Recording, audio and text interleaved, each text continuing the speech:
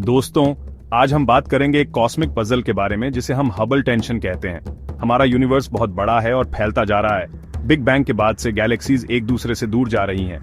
ये कितनी तेजी से दूर जा रही हैं, ये कॉस्मोलॉजी का एक बड़ा सवाल है। इसे हम हबल कांस्टेंट से नापते हैं, लेकिन इस कॉस्मिक यार्डस्टिक को नापने में एक गड़बड़ है जिसे हम हबल टेंशन कहते हैं। इस पजल के बीच में हबल कांस्टेंट नापने के दो तरीके हैं। ये दोनों तरीके अलग अलग ऑब्जर्वेशन और थ्योरी पर बेस्ड हैं और अलग अलग रिजल्ट्स देते हैं। ये मिसमैच हमारे यूनिवर्स के एक्सपेंशन हिस्ट्री और उसके फिजिक्स को समझने में एक चैलेंज है। ये डिफरेंस लगभग 10% का है, जो साइंटिस्ट्स के लिए एक बड़ी बात है। इससे लगता है कि हमारे मॉडल्स में कुछ मिसिंग है।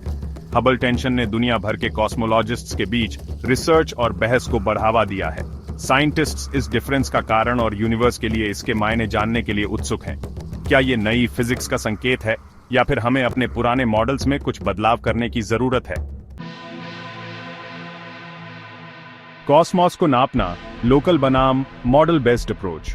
हबल टेंशन यूनिवर्स के एक्सपेंशन रेट को नापने के दो तरीकों से आने वाले अलग अलग रिजल्ट्स की वजह से है। पहला तरीका हमारे कॉस्मिक नेबरहुड के ऑब्जेक्ट्स को देखकर है, जबकि दूसरा बिग बैंग के बाद आई लाइट को देखकर है। Local measurement method standard candles पर निर्भर करता है, जिनकी ब्राइटनेस हमें पता होती है। उनकी दिखने वाली ब्राइटनेस और असली ब्राइटनेस को कंपेयर करके एस्ट्रोनॉमर्स धरती से उनकी दूरी नाप सकते हैं।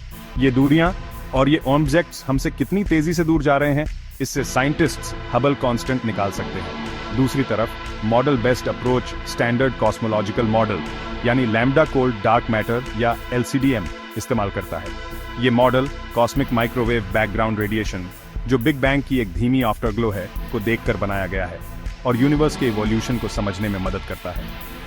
LCDM मॉडल को CMB डेटा पर फिट करके कॉस्मोलॉजिस्ट्स हबल कांस्टेंट का अंदाजा लगा सकते हैं।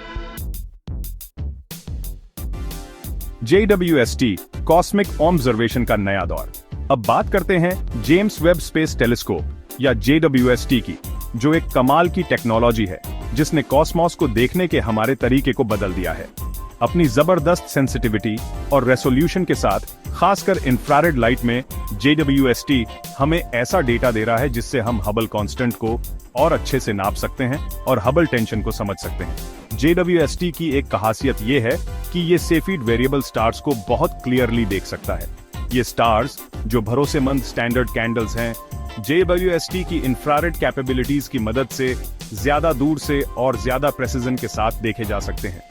सेफीड्स की दूरी नापने में एक्यूरेसी बढ़ाकर JWST हबल कांस्टेंट के लोकल मेजरमेंट्स को रिफाइन करने में मदद कर रहा है। सेक्शन 4 डिस्क्रिपेंसी को समझना। नए कॉस्मिक एलिमेंट्स। JWST के रिफाइंड मेजरमेंट्स के बाद भी हबल टेंशन का बना रहना साइंटिस्ट्स को कुछ नई संभावनाओं के बारे में सोचने पर मजबूर कर रहा है।